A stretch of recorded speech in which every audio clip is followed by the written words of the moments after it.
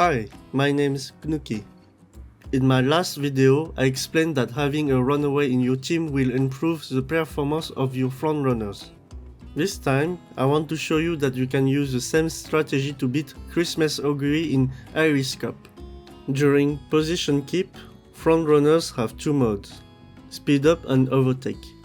When in the lead with less than 1.8 lengths, the frontrunner will proc speed up mode to multiply its speed by 1.04. But if a frontrunner is not in first position, she will proc overtake mode and multiply her speed by 1.5 instead. This is a 0.2 meter per second difference lasting for 5 seconds, which is equal to 0.4 lengths. A frontrunner will proc these modes about 5 times a race. That's 2 lengths difference in the best case.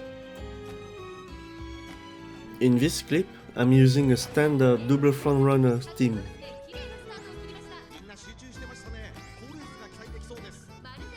First, we have the spot struggle of frontrunners giving extra speed.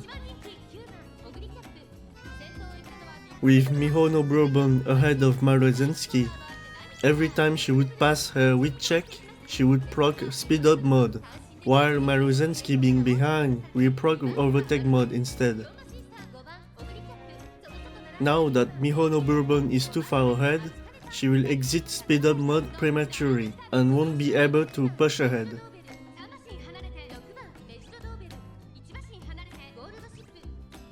At this point, position keep is over.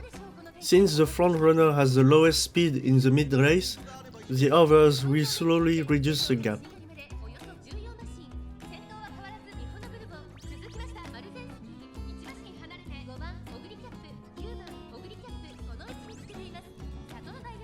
Before the final leg, Christmas Oguri has no problem catching up with the frontrunners and overtakes them as she turns on the final corner.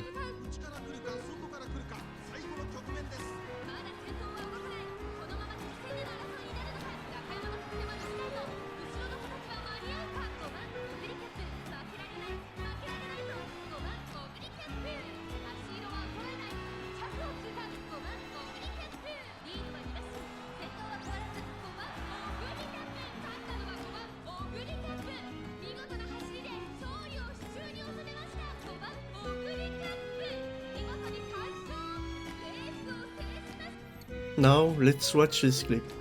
I'm using a Runaway Suzuka.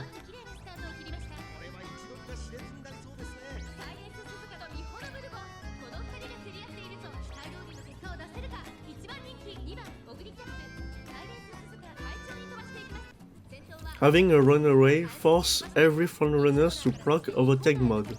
Despite the gap with Marozensky, Mihono Bourbon still pushed forward, carried by Runaway Suzuka. This is called the chariot or catapult strategy.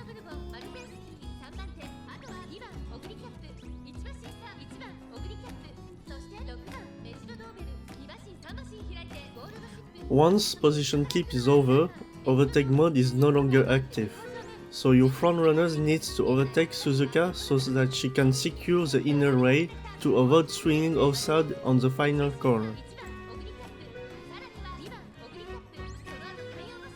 The gap between Mihono Bourbon and Christmas Oguri is much larger than in the last clip. Christmas Oguri is now forced to go around Marozensky and Suzuka, so she ends up swinging outside, making her lose even more length. Another advantage of having Runaway Suzuka is that you can put Tether plus Hesitant debuff, which is equal to 0.72 lengths lost for enemies.